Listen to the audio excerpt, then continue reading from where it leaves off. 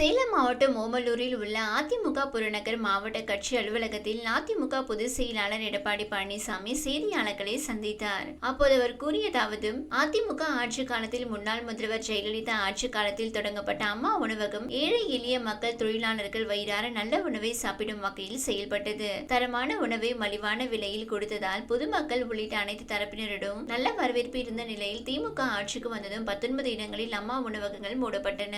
மேலும் மற்ற இடங்களில் பணியாளர்களின் எண்ணிக்கை குறைக்கப்பட்டு உணவு சமைக்க தரமற்ற பொருட்கள் விநியோகிக்கப்பட்டன. இதன் காரணமாக ஏழை எளிய மக்கள் மற்றும் தொழிலாளர்கள் மத்தியில் எதிர்ப்பு எழுந்தவுடன் முதலமைச்சர் ஸ்டாலின் அம்மா உணவகத்திற்கு சென்று ஆய்வு என்ற பெயரில் நாடகமாடியுள்ளார். அம்மா உணவகம் ஏழைகளுக்கு வரப்பிரசாதம். 3 ஆண்டுகளாக முதலமைச்சரோ அமைச்சர்களோ அல்லது அதிகாரிகளோ என யாரும் ஆய்வு செய்யாத நிலையில் அம்மா உணவகத்தில் தரமற்ற பொருட்கள் மட்டும் விநியோகிக்கப்பட்டன என்று குற்றம் சாட்டினார். மத்திய அரசின் உதய திட்டத்தினால் ஏராளமான நன்மை கிடைத்துள்ளது. நாட்டில் உள்ள அனைத்து மாநிலங்களும் கையெழுத்திட்ட பிறகு தமிழகம் மற்றும் மறுக்க முடியாது. உதய திட்டத்தில் கையெழுத்திட்டதற்கும் மின்சார கட்டண உயர்விற்கும் எந்தவித சம்மதமும் இல்லை என்று கூறினார். மேலும் தமிழகத்தில் சட்டம் ஒழுங்கு அடியோடு கெட்டுப்போய் சீரழிந்து விட்டது. கொள்ளை மற்றும் பெண்களுக்கு எதிரான பாலியல் வன்கொடுமைகள் அதிகரித்துக் கொண்டே உள்ளன.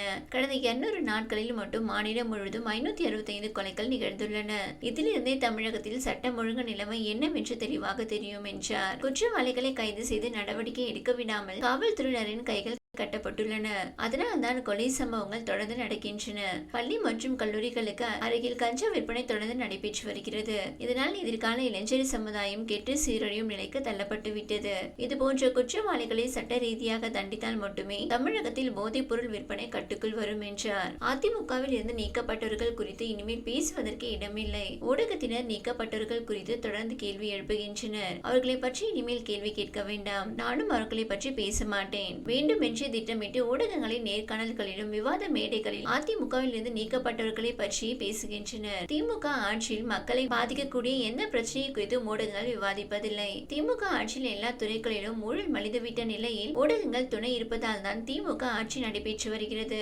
பாராளுமன்ற தேர்தலை கடந்த 23 நாடாளுமன்ற தொகுதி பொறுப்பாளர்களை சந்தித்து பேசியுள்ளோம். அவர்கள் அற்புதமான பல தகவல்களை தந்துள்ளனர். அதன் அடிப்படையில் எதிர்வரும் உள்ளாட்சி தேர்தல் மற்றும் சட்டப்பேரவை தேர்தலில் வியூகம் வகுக்கப்படும். சட்டமன்ற தேர்தல் பணிகளை நாங்கள் தொடங்கிவிட்டோம் என்று கூறினார். திமுகவில் குடும்ப கட்சி என்பதை தொடர்ந்து குடும்ப ஆட்சி வந்துவிட்டது. உதயநிதிக்கு துணை முதல்வர் பதவி கொடுப்பது குறித்து முதலமைச்சரிடம்தான் கேட்க வேண்டும். திறமை வாய்ந்த பல்வேறு அமைச்சர்கள் மூத்த தலைவர்கள் இருக்கும் நிலையில் வாரிசு என்பதால் தான் உதயநிதிக்கு பொறுப்புகள் வழங்கப்படுகிறது என்று தெரிவித்தார்.